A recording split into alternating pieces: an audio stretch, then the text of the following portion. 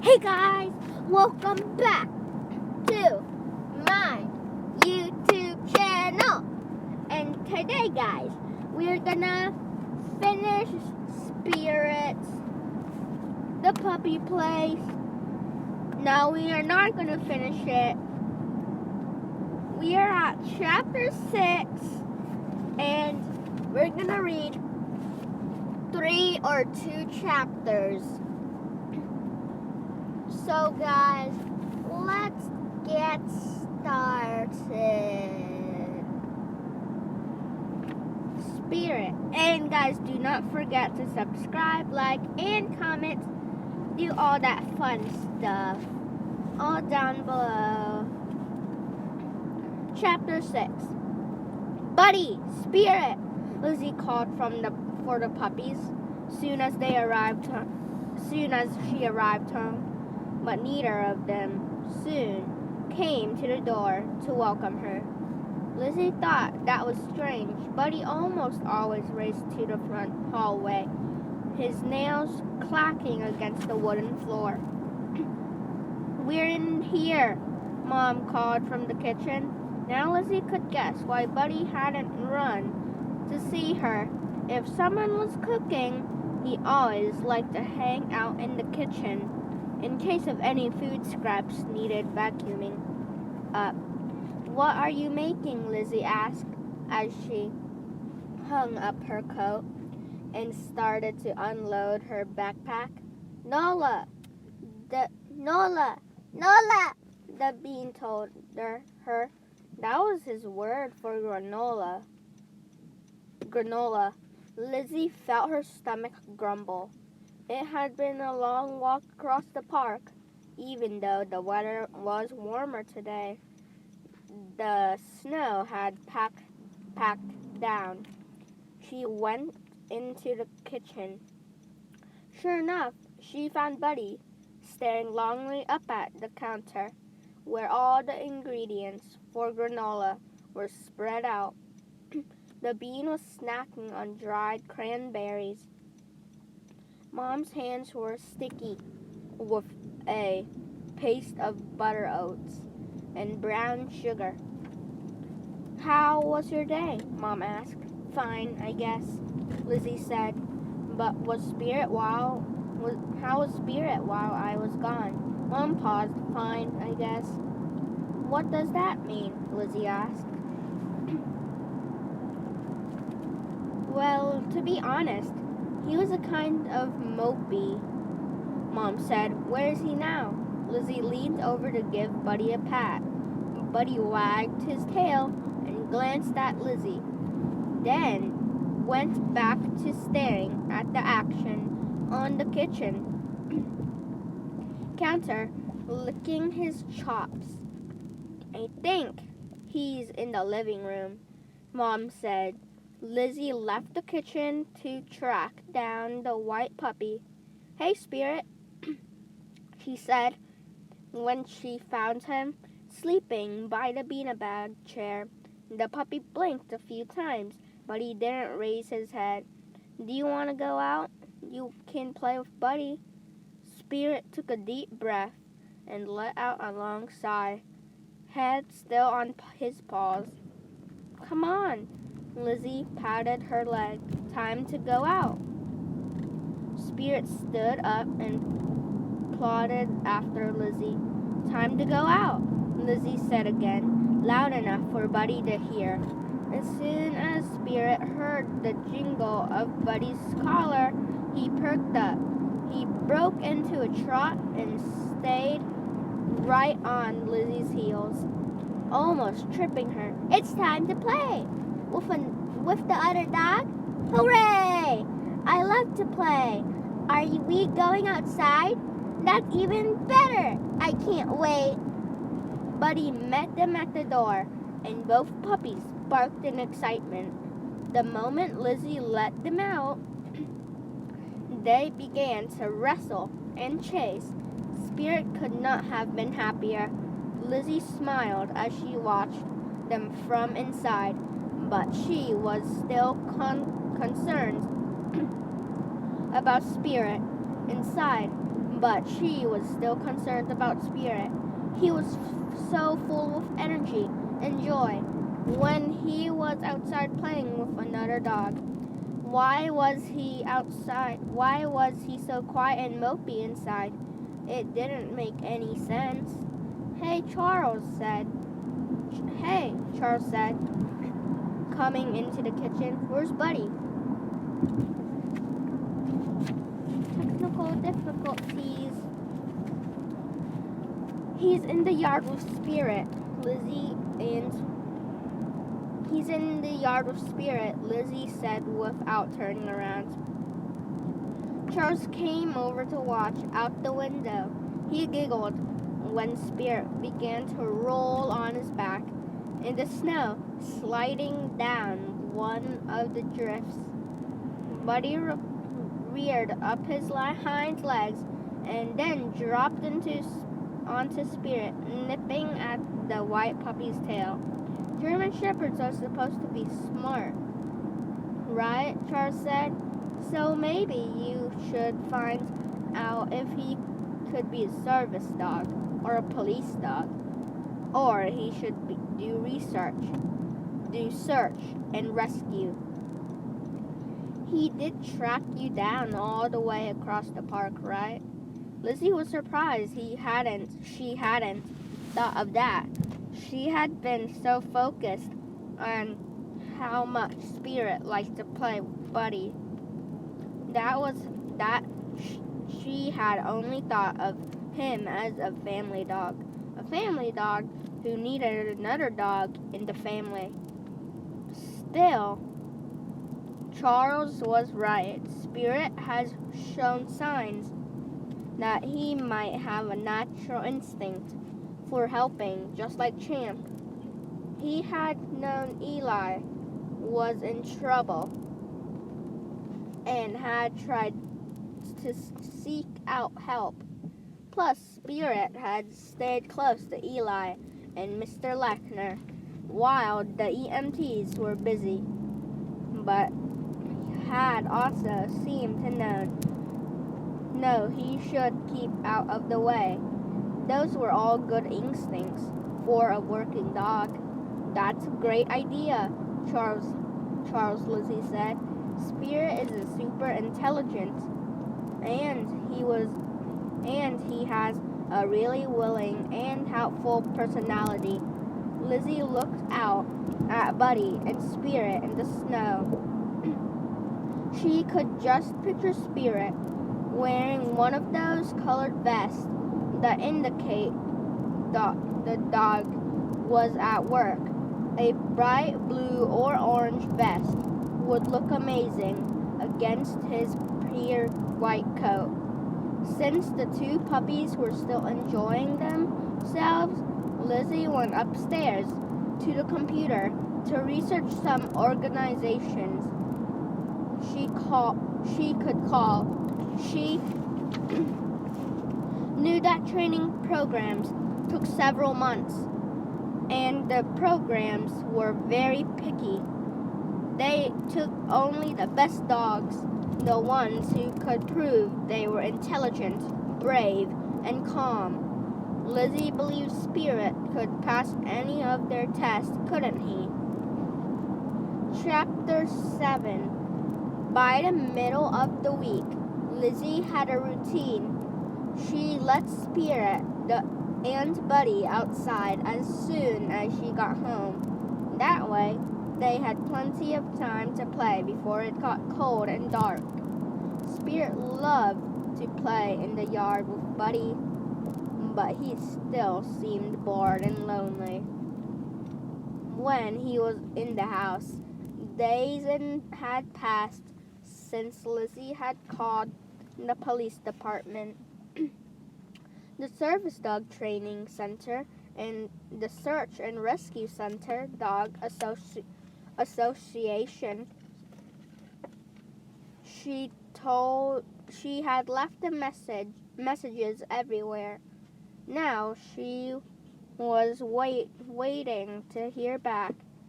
She was sure that Spirit was the kind of dog who needed a job, who wanted to work and feel useful. She crossed her fingers and hoped that one of the organizations had a spot on one spot open for the smart white puppy. On Wednesday, after she let the puppies outside, Lizzie started to make a snack. She took one of Mom's granola bars from the tin and poured a glass of milk. Charles walked in as she was putting the milk back into the refrigerator. Her brother went straight to the back door and opened it. "Buddy, Spirit," he called, "what are you doing?" Lizzie asked. "I just put them out. I have to do my reading homework," he said. "I need Buddy." Lizzie rolled her eyes and left the kitchen in search of Mom. She was upstairs working at the desk. "Mom, Charles is calling the dogs, but I just put them out." Mom looked up and shook her head. "I know Spirit likes to play," she said, "but you know how Buddy and Charles love to read together." Lizzie sighed. By the time she got back to the kitchen, Charles and Buddy were already in the room. Spirit walked over to his bowl and gulped some water. "Hi, Spirit," Lizzie said, patting her leg. The puppy ignored her, heading for the living room instead. Lizzie followed him. Charles was nestled in the beanbag chair with Buddy. They looked so cozy. Spirit gazed at them with his deep brown eyes. He began to whimper. "Is it snuggle time? I want to snuggle. Where's my boy?" "What is it, Spirit?" Lizzie asked, stroking the puppy's back. "Do you want to sit and read? We can do that." Lizzie grabbed a book and sat down on the floor next to the puppy, leaning against the couch. Spirit got down on his haunches, but he didn't cuddle with Lizzie. He stared at Charles and Buddy, whining quietly. Lizzie read out loud. She scratched Spirit behind the ears. She tried to get him to climb into her lap. No matter what Lizzie did, she could not distract him from the other two reading cozily in the chair. When the weekend came, not much had changed.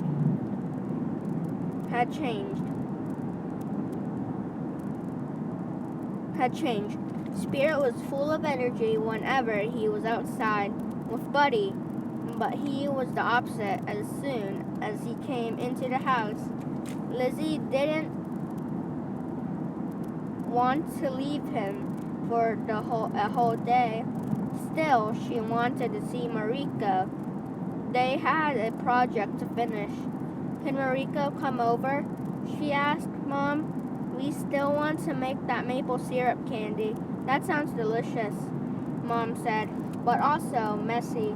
Promise me you'll clean up the kitchen when you're done?" Lizzie agreed. Dad, Charles, and Buddy left after breakfast to run air raids. Mariko arrived soon after that.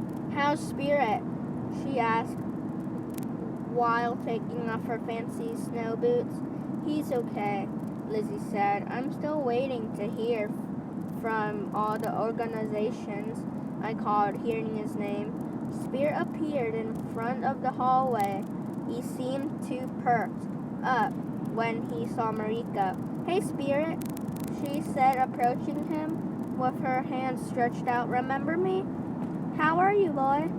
Mariko sat down in the middle of the floor and pulled the puppy into her lap for a hug. "He really likes you," Lizzie said, nodding. How content Spirit looked. The puppy rubbed his head against Mariko's sweater and looked up at her with those deep brown eyes. "I remember you from my house. You're so nice. You are good at snuggling too." I really like him, Mariko said. I also really like maple syrup candy.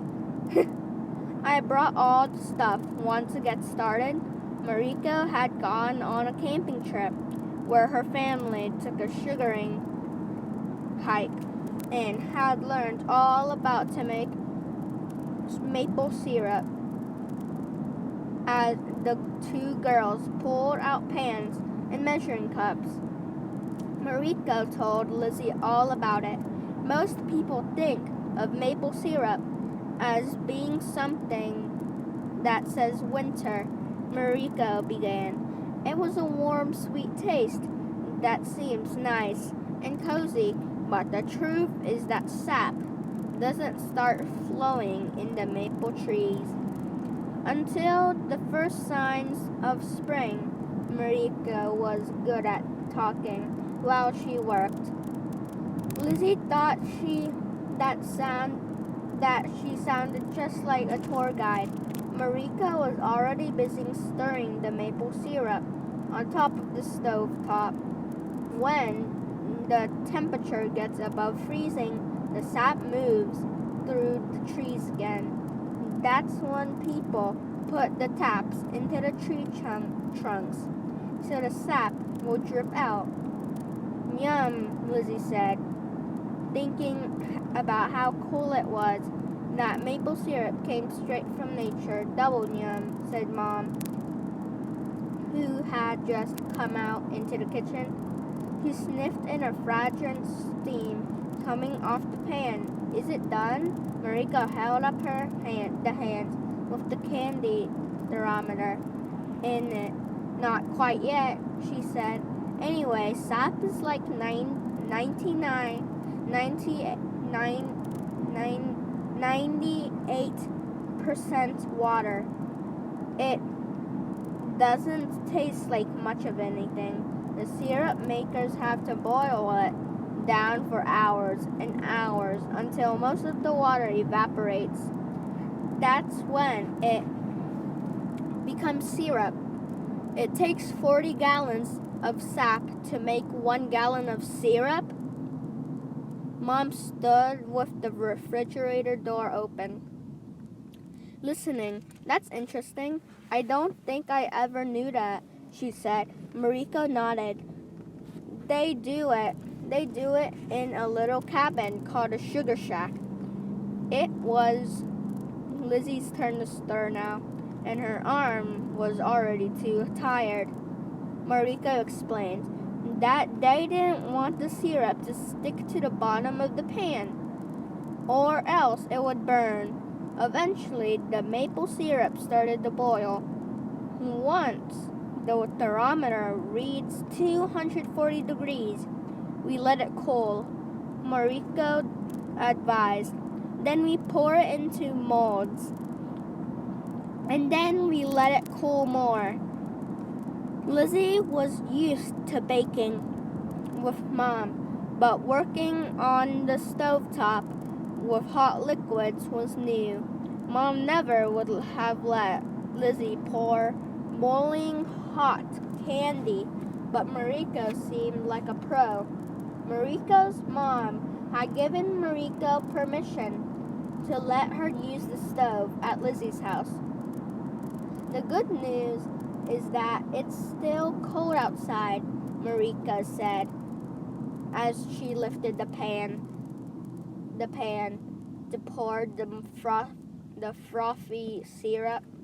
Mom steadied the tray of heart-shaped molds so we can let the candy set in a deep bank of snow. That's the old-fashioned way to do it. It needs to get pretty cold. That is good news, Lizzie agreed as they carried the mold outside. Is there also bad news? Mariko nodded. Yeah, that it's still cold outside. That's been rough on Eli. All the snow and ice means he's stuck inside. I feel awful for him. Nora said he can't play with his basketball team or anything. He usually builds snow forts and goes sledding all winter. He's getting really bummed out, she sighed. Later, as Lizzie and Mariko carried the cold candy back inside, Lizzie had an idea. Hey, maybe we should take some of our maple syrup candy to the Lechner's house to help him feel better, she said. Mom came into the kitchen. I think we should talk before you make any plans to visit Spirit's first family, she said. We don't want to bother them when they're so overwhelmed. Chapter 8. It's okay, my mom already talked to the Lechners, Mariko said. They're expecting us, she explained. That was Mrs. Mieno had offered to send over dinner because she knew Mrs. Lechner was trying to finish her project and take Eli to the doctor's appointments and go to Nora's gymnastics meet. They were one busy family. Mom was convinced, as long as you aren't intruding, I suppose it's all right, she said. We won't even go inside, Lizzie assured her. Then she paused. Can I take Spirit? She asked. Buddy's been out with Dad and Charles all day, so Spirit could really use some exercise. Mom said yes, and Lizzie rushed to get the leash. She was relieved. The walk would be so much more fun with Spirit. Plus, she really wanted the Lechners to see him again and remember what a great puppy he was. Maybe she could explain how he was super rowdy only when he was around his siblings. Spirit's mood improved as they crossed the park. We're going on a visit, Lizzie said. Spirit began to hold his tail higher as he jogged along. Next to Lizzie, his tail higher as he jogged on the leash. As they neared his old house, Mrs. Mieno met them on the sidewalk. She held a long glass dish with foil on top. It looked like lasagna to Lizzie. Mrs. Mieno also had a cotton bag over her shoulder. 2 long, shiny loaves of crusty bread stuck out of the top. She noticed Lizzie admiring them. There's a salad in there too, she said. Lizzie's mouth watered, and she wondered what her family was having for dinner. Our candy turned out great, Mariko said. She added the heart-shaped sweets to Mrs. Mieno's bag. She and Lizzie had wrapped them up with a yellow bow at the top. It's just the right creamy color, she told her mom. Good work, you two. Now let's go, Mrs. Mieno said with an approving nod. She strode toward the Lechner's porch with purpose. She pushed the doorbell and waited. It's still broken, Mariko nodded. I guess they really are busy if they haven't had time to fix it. As soon as Mrs. Mieno knocked, they heard a bark from the other side of the door. Spirit barked right back. His tail began to wag in its swishy circular way. He ran right up to the door, reached out with a paw, and gave it a scratch. That's my mom, I'm sure of it. I'm so excited to see her again. Steady, boy, Lizzie said. She wondered if it had been a bad idea to bring him. What if she got the puppy's hopes up? What if he acted too rowdy? As soon as the door opened, Mitzi slipped out. Spirit began to yip with joy. Mitzi barked too.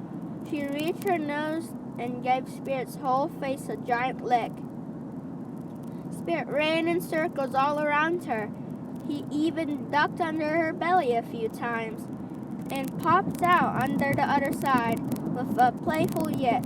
"Easy, Spirit," said Lizzie, but Mr. Lechner didn't seem to mind. "Spirit, it's good to see you again," he said. He crouched down to give the puppy a good pet.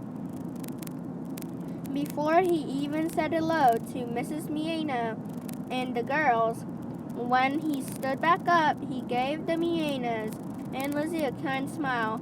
"It's good to see all of you, too." "Hello, Hank," Mrs. Mieno said. "We brought you some dinner. It'll be very easy to heat up when everyone else gets home." She held out the casserole dish with both hands. Once Mr. Lechner had a good hold, she looped the handles of the cloth bag around one of his thumbs. "This is really too much," he said, looking embarrassed. "We're already so grateful for all you've done, especially you, Lizzie." He then looked straight at her. "It's such a great thing you and your family are doing. We really appreciate that you're going to find the right home for Spirit. We're happy to help," Lizzie said. He really is a special puppy." By now, she was on her knees, petting Spirit and Mitzi. At the same time, Lizzie made a bunch of calls to different places to see if Spirit might be a service or a police dog. Mariko said, "You can imagine if your puppy was trained to help with search and rescue or something like that. That would be pretty amazing," Mr. Lechner admitted.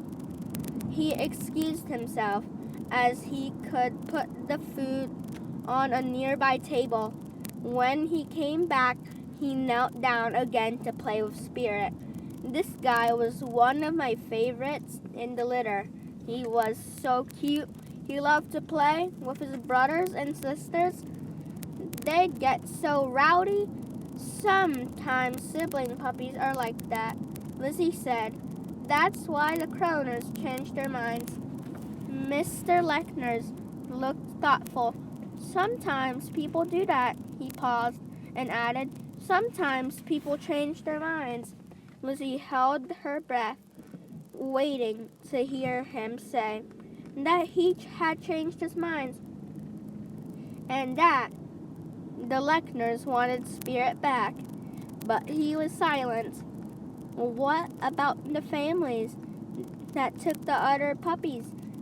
Lizzie asked hopefully. "Maybe one of them would like a second one. They could keep each other company, I wish," Mr. Lechner said. "We've eventually already called them. I took care of that after Eli.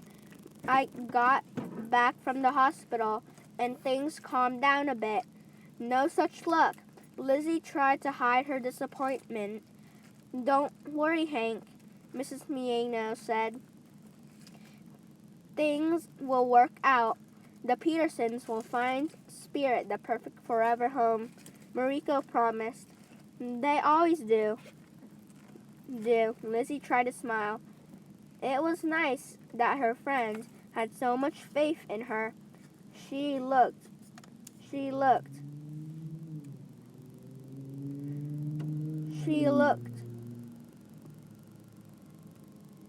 looked at Mr. Lechner. She could tell